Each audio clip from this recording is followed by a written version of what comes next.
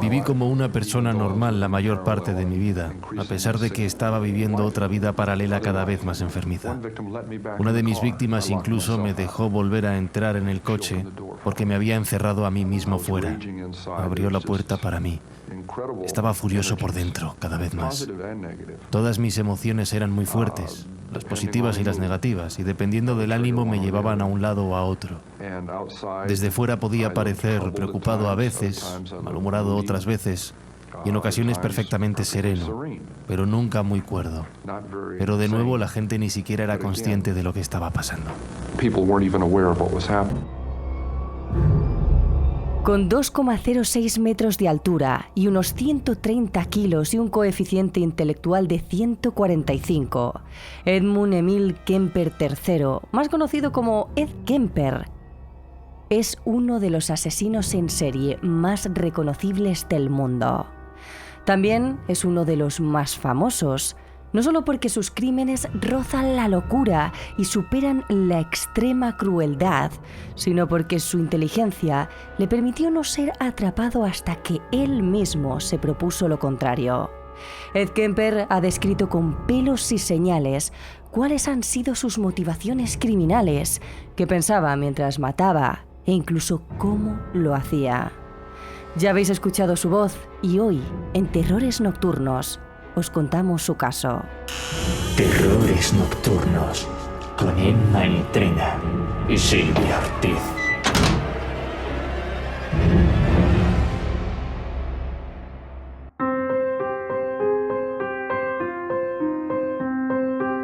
Ed Kemper nació en Burbank, California, el 18 de diciembre de 1948. Hasta más o menos los 8 años, Ed mantuvo, podemos decir, una relación normal con sus padres, Edmund Emil Kemper II y Clarnell Estate, y también con sus hermanas, Susan, la mayor, y Aline, la menor. Ed era bastante tímido, apocado y poco comunicativo con la gente, pero no tenía ningún problema del aprendizaje. Al revés, las pruebas que le realizaron para valorar su inteligencia demostraron que era un pequeño genio encubierto, con un coeficiente intelectual de 145, muy por encima de la media. Se le consideraba una persona con altas capacidades, superdotado. Además, Ed adoraba a su padre. Aunque era un simple electricista, como solía reprocharle su madre, a Ed le encantaba escuchar sus batallitas de cuando estaba en el ejército, en los servicios de operaciones especiales, nada menos, luchando en Europa. Por eso, a Ed le encantaba también el actor John Wayne, un icono de los westerns. Para él, tanto Wayne como su padre eran auténticos héroes, y él quería ser como ellos, hombres duros y fuertes, capaces de defender a sus familias. Por eso, pronto mostró interés en aprender a cazar y en manejar armas para ello. También tenía una relación cercana con sus hermanas, aunque una que preocupaba mucho a su madre. Le gustaba jugar con ellas a juegos muy turbios. Por ejemplo, le encantaba representar su propia sentencia de muerte. Se sentaba en una silla, como si fuera la silla eléctrica, y pasaba algunos cables por su cuerpo. Después jugaba a que sus hermanas acababan con su vida, mientras él se retorcía entre espasmos, como si estuviera siendo electrocutado. También le gustaba invertir los papeles y hacer de verdugo. Le fascinaba jugar a que sus hermanas, sobre todo la más pequeña, se electrocutaba en la silla. Así describe esta relación Stephanie Bourgoin, experto en asesinos en serie. Solía entretenerse con juegos muy morbosos con sus hermanas. Jugaba con sus hermanas a la silla eléctrica, atándolas a un sillón, o al juego de la cámara de gas. Y no tenía problemas en contarle a sus hermanas que si alguna vez quería besar a una mujer y ella no quería, simplemente acabaría con su vida. Sin embargo, cuando se enfadaba con Susan y Aline, se vengaba de ellas de forma cruel a través de sus muñecas. Representaba rituales sexuales con ellas, o las arrancaba los brazos o la cabeza, para vengarse imaginando que eran mujeres reales. Lo cierto es que desarrolló un comportamiento psicopático desde muy joven. Por esa época ya había acabado con la vida del gato siamés que la familia tenía como mascota. Lo enterró vivo y luego lo desenterró para cortarle la cabeza y clavarlo en una pica. Después la puso en una mesa como si fuera alguna clase de altar. Sin embargo, lo que muchos opinan que fue el auténtico desencadenante de su conducta fue el divorcio de sus padres en el año 1957.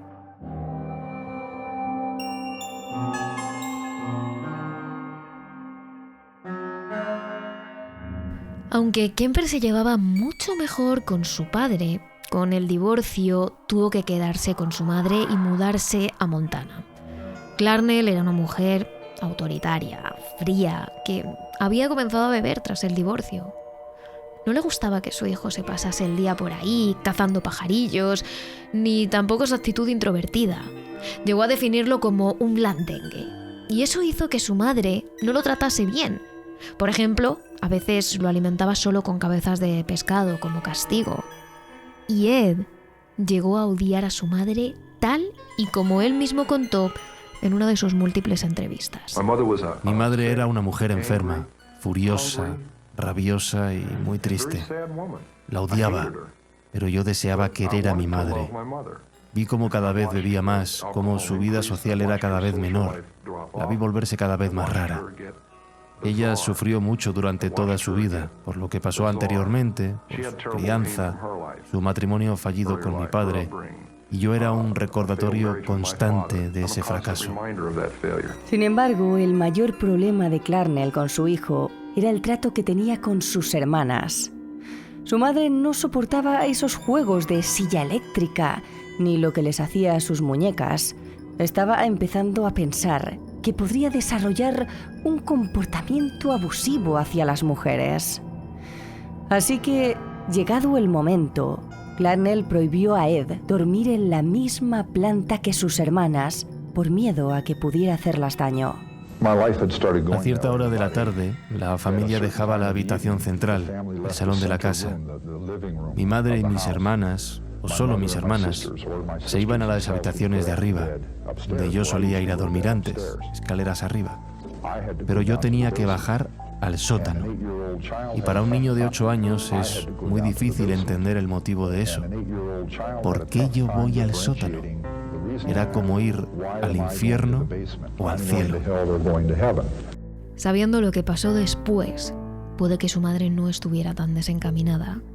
Pero según el que muchos años después se convertiría en uno de sus múltiples abogados, Harold Cartwright, para Ed Kemper, estos años en los que pasó separado de sus hermanas fueron los peores de su vida. Solía entretenerse con juegos muy morbosos con sus hermanas. Jugaba con sus hermanas a la silla eléctrica, atándolas a un sillón, o al juego de la cámara de gas.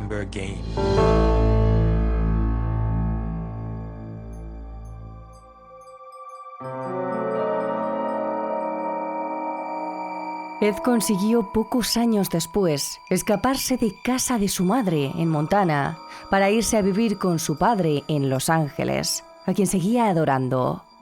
Sin embargo, aquello no salió bien. Por un lado, su padre se había casado con una de sus ahijadas que tenía casi la edad de Ed. Había formado otra familia y eso puso muy furioso a Ed. Le hizo sentirse abandonado, como un estorbo, y todo por culpa de esa chica que le había robado a su padre. Y por otra parte, no conseguía encajar en el instituto. Para entonces, con solo 15 años, Kemper ya medía más de 2 metros y sus compañeros se reían de él por ello. Además, tampoco era que tuviese muchas habilidades sociales. Era más bien callado, retraído y asocial. Finalmente, su padre lo acabó decepcionando una vez más. Le llevó a la granja de 3 hectáreas en las que vivían sus abuelos, Edmund Kemper I, de 71 años, y su esposa Maud, de 65, para que viviera con ellos. Edmund Kemper II abandonó a su hijo, y eso fue el principio del fin.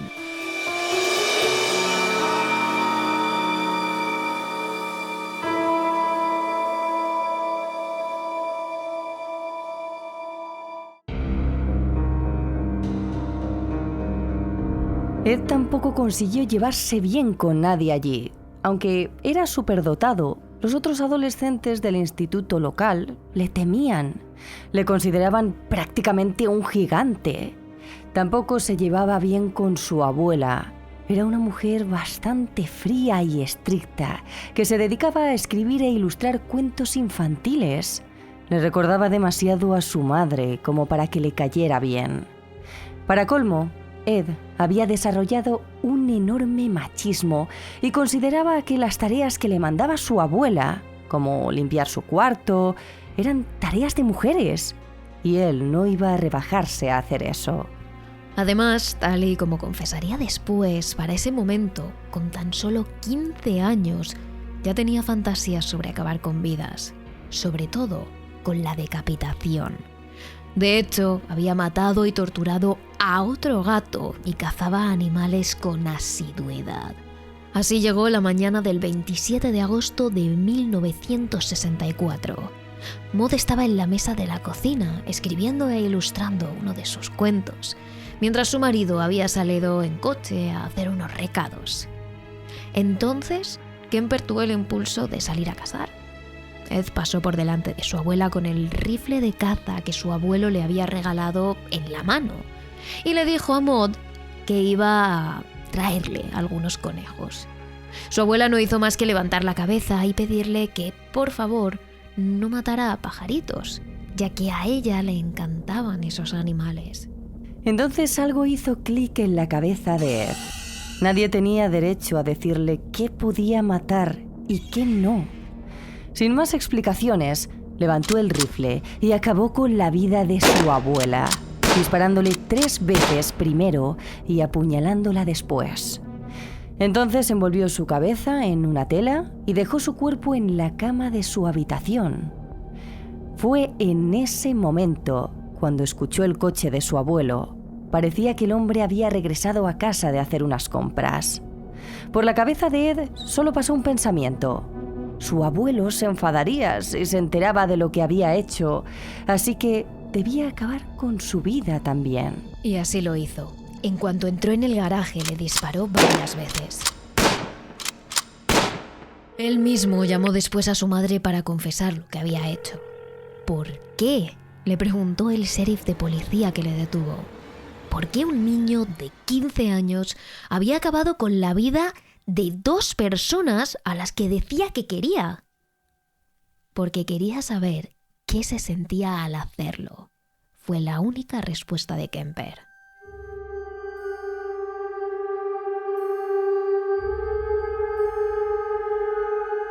En diciembre de ese mismo año, diagnosticaron a Ed Kemper de esquizofrenia paranoide y lo enviaron al hospital psiquiátrico del estado en Atascadero.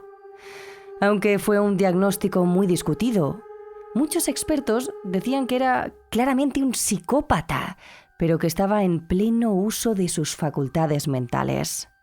Aún así, tenían la esperanza de que, al ser tan joven, pudieran corregir su conducta internándolo en un hospital.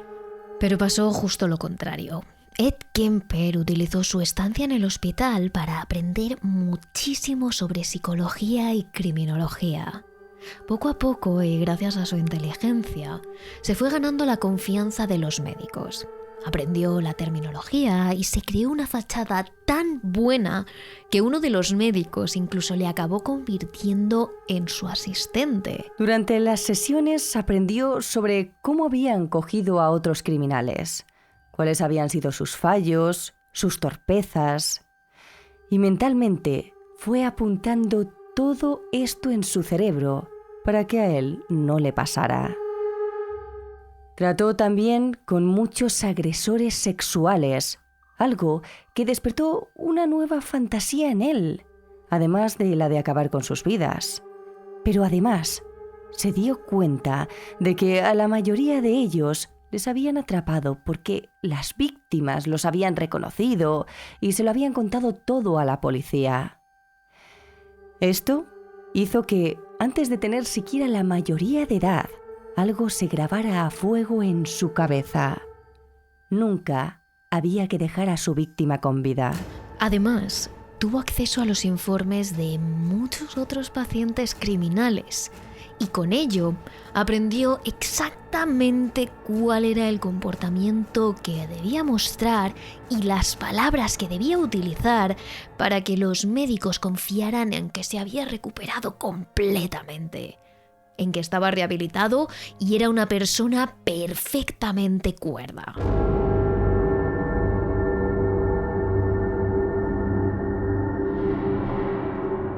Para entonces ya había creado dos personajes completamente diferenciados que interpretaba según fuera conveniente. Por una parte, en su interior seguía siendo un hombre que vivía cada vez más consumido por la fantasía de alimentar sus deseos, de destruir a personas y de demostrar que nunca nadie podría pararle. Y por otra, estaba esa faceta que le mostraba a los médicos, la de un paciente modelo que había aprendido de sus actos y que se encontraba completamente recuperado. Y lo cierto es que 5 años después de su ingreso, la Junta de Libertad Vigilada aprobó la salida de Ed Kemper del hospital. Lo consideraban suficientemente cuerdo como para volver a la sociedad. Aunque, tal y como cuenta Harold Cartwright, sí que advirtieron de que Kemper seguía teniendo un problema serio con su madre. Los psiquiatras del hospital recomendaron que el contacto con su madre fuese limitado. No dijeron que no tuviese ningún tipo de contacto, pero sí recomendaron que el contacto fuese mínimo. De modo que sí había algo en su personalidad que revelaba que existía un problema con su madre. Sin embargo, Ed Kemper a sus 20 años no tenía otro lugar a donde ir. Así que la Junta de Libertad Vigilada volvió a mandarlo con Clarnell. Sin embargo, cuando él volvió con su madre, todo había cambiado. Clarnell se había casado y divorciado por tercera vez, se había mudado a Santa Cruz y estaba trabajando en la Universidad de California. A Ed no le gustó su nueva casa, ni la actitud de su madre.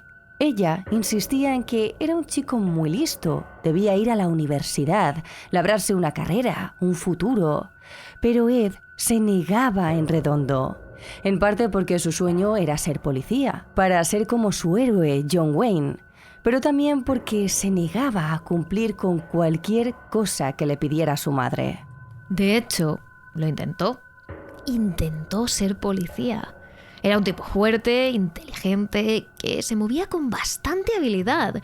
No era nada desgarbado pese a su altura. Y no tenía un aspecto desagradable, al contrario.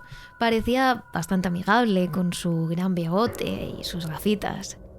Sin embargo, la policía lo descartó de inmediato precisamente por su altura. Era demasiado alto para entrar en el cuerpo de policía. Esto no solo fue una decepción para Ed, sino otro más de sus desencadenantes. Si no podía cumplir su sueño de ser policía, al menos debía poder cumplir sus fantasías.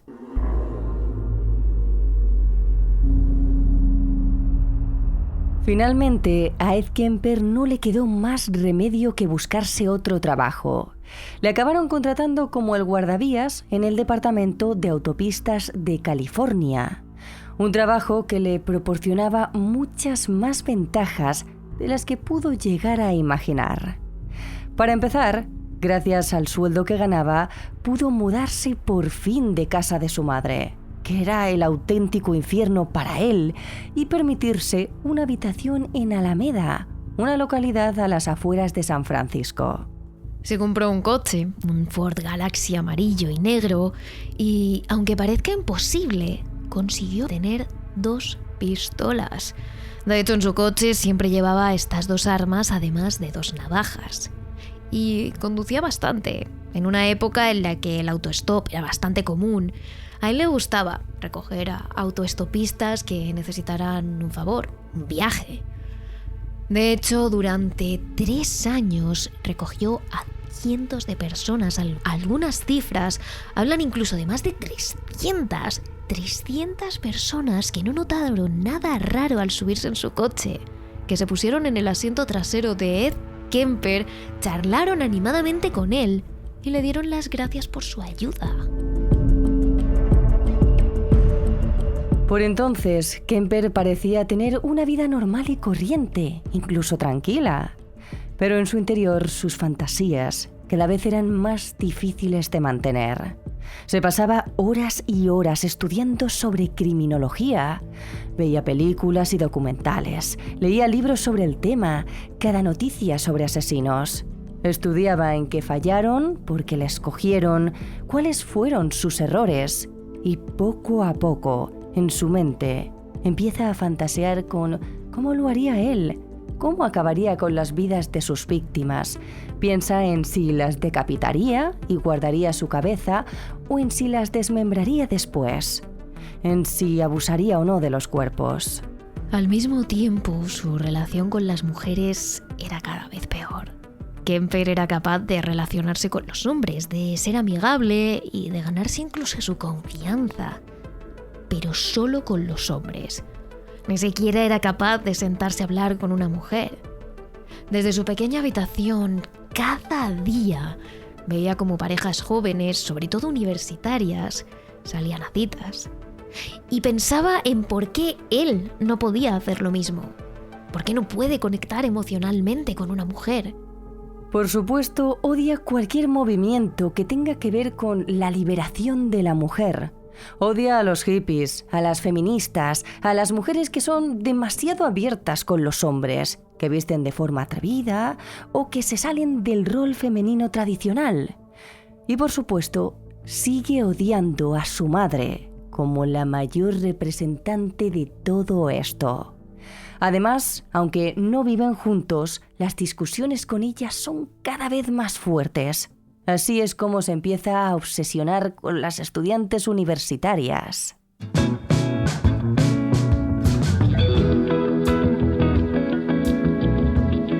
En plena década de los años 70, si algo era común en Estados Unidos, era hacer autostop. En especial la gente joven que quería viajar a sitios nuevos, lejos de su lugar de origen, y no tenía dinero o recursos para hacerlo. Esto, sumado a la fijación por las chicas estudiantes, se convertía en el plan perfecto de Kemper para atraerlas y hacer con ellas lo que quisiera. En 1972, la madre de Kemper le consiguió un pase para la Universidad de California que le permitía entrar a todos los campus del estado. Estaba ansioso, tenía tantos escenarios en su cabeza y, como sabéis a estas alturas, ninguno de ellos tenía que ver con los estudios, el aprendizaje o hacer amigos.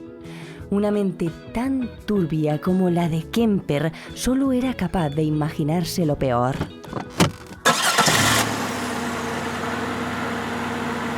El domingo 7 de mayo, un día soleado, Ed salió con la idea de cazar a su primera víctima. No tenía ningún rumbo fijo ni tampoco sabía bien cómo lo iba a hacer. Así que simplemente estuvo conduciendo un rato con su coche hasta que se topó con 2 objetivos perfectos. Ellas eran Miriam Peste y Anita Luchesa, 2 jóvenes estudiantes de 18 años que compartían habitación y que estaban haciendo autostop para desplazarse a otra zona más lejos del campus. Ed redujo la velocidad progresivamente hasta colocarse al lado de las 2 jóvenes, que no dudaron en entrar en el coche, sonrientes y satisfechas por haber conseguido un vehículo que les llevara al lugar que ellas querían. Escuchando las indicaciones de ambas, Kemper supo casi al instante que ninguna de ellas conocía bien la zona. Así que les dijo que las llevaría hasta ese punto por un atajo, sin ser conscientes de que ese camino se convertiría en el peor final de sus vidas. Tras recorrer una vía secundaria, Ed se detuvo en una zona alejada de las casas y levantó una pistola de 9 milímetros que le había prestado un compañero del trabajo. Amenazó a las jóvenes diciendo que ya sabían lo que él quería y que tenían que seguir sus indicaciones. Mientras que Anita se quedó paralizada y acurrucada a un lado del coche, Mary Ann hizo un esfuerzo por mantener la calma. Él salió del vehículo y ató con el cinturón de seguridad de la parte de atrás a Mary Ann y a Anita la metió en el maletero. Una vez separadas, Ed se ensañó primero con Mary Ann, a la que intentó estrangular, aunque ella se retorcía y golpeaba a Kemper. Llegó a apuñalarla hasta 2 veces por la espalda y finalmente le cortó la garganta. En cuanto su corazón dejó de respirar, Ed recapacitó sobre lo sucedido. Acababa de pasar una experiencia horrible apuñalando a su compañera de piso y estaba en shock. Por eso no podía creer que hubiera pasado. Y estaba caminando de vuelta, desconcertado, pensando, tengo que matarla. No puedo dejar que se vaya. Va a decírselo a todos y todos me atraparán. En la cabeza de Kemper solo resonaba una cosa: no dejar supervivientes. Así que sin pensárselo 2 veces, cogió el cuchillo que había utilizado para acabar con la vida de Mary Ann y se lo clavó repetidas veces a Anita. Antes de volver a su apartamento de Alameda, dio varias vueltas al barrio en coche con los cadáveres de las chicas en el maletero, pensando en qué hacer con ellas. Finalmente, decidió envolver los cuerpos con una manta y los metió en su casa. Las 2 primeras víctimas son muy especiales porque fui muy desordenado. Fue un shock. Esa primera vez me horrorizó porque hice todo de forma estúpida. Todo mal, teniendo en cuenta que estaba tratando de que no me cogieran. Fue muy estúpido. El cuchillo se me cayó, así que traté de quitarla el aire en una posición alternativa. Pero eso no funcionó y ella seguía forcejeando y discutiendo conmigo y me frustré. La apuñalé, pero no murió. Se supone que debes caer muerto. Se supone que te apuñalan y caes muerto. Es lo que hemos visto en todas las películas, ¿no? Pues no funciona así. Cuando apuñalas a alguien, se desangra hasta la muerte, pierde presión arterial y lo apuñalas cada vez más. Pero muchas veces lo complicas, dependiendo de dónde lo haces, porque estás causando más dolor a la persona involucrada. Además, hacer que se desangrara más rápido no valía la pena. Le apuñalé por toda la espalda. Incluso se dio la vuelta y le apuñalé una vez en el costado. ¿Por qué? Ella se había dado la vuelta. Podría haber ido a por su corazón. Pero su pecho estaba ahí y me distraía. No podía apuñalar a una mujer joven en su pecho. Eso es vergonzoso. No se lo dije en ese momento, pero no creo que pudiera haberlo hecho así. Y eso es humillante de admitir. Estaba tan afectado por su presencia que tuve que apuñalarla en el vientre. Y eso tuvo que dolerle. Pero no lo hice para que le doliera. Estaba tratando de callarla y terminé cortándole la garganta. Entonces aprendí el significado de la expresión de oído a oído, porque así es como se fue. Una vez colocó los cuerpos en su casa, Ed se quitó la ropa y decapitó primero a Mary Ann y después a Anita, y a continuación comenzó a descuartizarlas. Cada pocos minutos se detenía y sacaba fotografías con su Polaroid. Tras guardar las joyas y el dinero que ambas llevaban encima, Ed llevó los cuerpos hasta un sitio desértico y alejado de la zona residencial y enterró los cadáveres, exceptuando sus cabezas por 2 motivos. Uno, para evitar que fueran identificadas, y también como trofeo. Aunque no mucho después, acabó optando por deshacerse de ellas. Estaba empeñado en matar universitarias porque mi madre estaba asociada con el trabajo en la universidad, con las estudiantes universitarias, y estas mujeres habían tenido una posición muy fuerte y violentamente abierta hacia los hombres, al menos desde mi perspectiva. También estaba mi frustración, mi falta de habilidad para comunicarme social y sexualmente. No era físicamente impotente, pero sí emocionalmente. Estaba aterrado de fracasar en una relación hombre-mujer, porque no sabía absolutamente nada sobre ese área, incluso si solo se trata de sentarme a hablar con una joven. Pero esto solo fue el principio. Dentro de la retorcida mente de Kemper, algo hizo clic. Y la idea de acabar con más estudiantes y descuartizarlas se había convertido en su nuevo entretenimiento. Tenía pensado repetirlo muchas veces. Todavía queda mucho recorrido en la vida de uno de los asesinos en serie más famosos del mundo. En este capítulo tan solo hemos recorrido una parte, quizás la menos sangrienta de Ed Kemper. Pero la semana que viene tendréis la segunda y última parte. No os la podéis perder.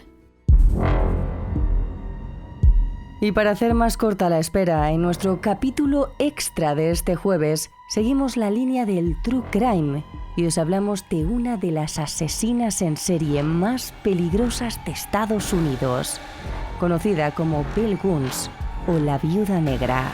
No os lo podéis perder. Y ya sabéis que, como siempre, tenéis que seguirnos en nuestras redes sociales. Somos terroresnocturnos.trn en Instagram, Threads y TikTok, terrores_TRN en Twitter, en Twitch y Terrores Nocturnos en nuestro canal de YouTube y nuestro canal de Facebook.